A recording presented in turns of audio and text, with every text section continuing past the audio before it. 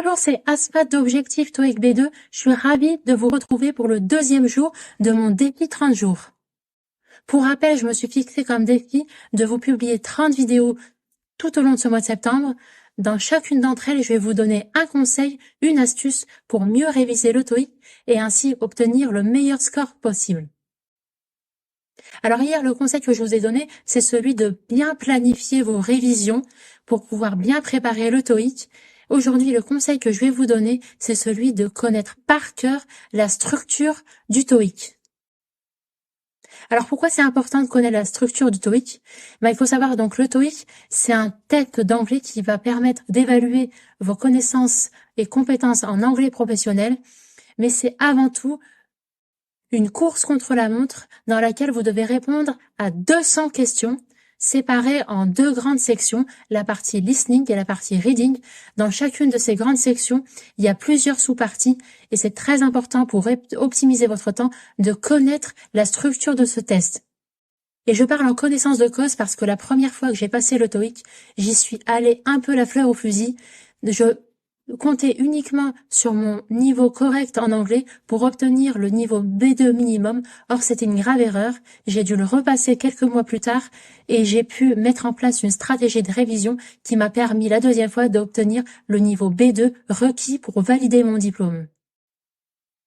Donc, c'est pour ça que je vous sensibilise aujourd'hui à travers ces vidéos à bien connaître la structure du TOEIC. Alors, comment connaître le format du TOEIC? Comment s'y prendre pour apprendre?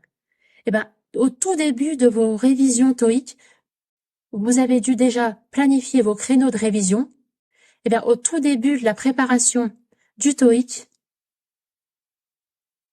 vous allez commencer par connaître et apprendre par cœur la structure du TOEIC. Donc, comme je l'ai dit précédemment, il y a deux grandes sections. Dans la partie listening, il y a 4 sous-parties. La première sous-partie, c'est la partie photographe. Il y a 6 photos, 6 questions à répondre. Pour la partie 2, questions-réponses, il y a 25 questions. Pour la partie 3, conversation, il y a 39 questions. Et pour la partie 4, monologue, il y a 30 questions à répondre. Donc ça, c'est pour la partie listening. Pour la partie reading, vous avez un total de 3 sous-parties. La partie 5, partie phrases à compléter, dans lequel vous avez 30 phrases à trous à remplir. Pour la partie 6, la partie texte à compléter, vous avez un total de 4 textes répartis équitablement 16 questions, 4 questions par texte. Donc là, il s'agit aussi de retrouver les mots manquants. Et pour la partie 7 du TOEIC, la partie compréhension écrite, étude de documents, vous avez un total de 54 questions répartis sur différents corpus de documents qui peuvent aller d'un document à plusieurs.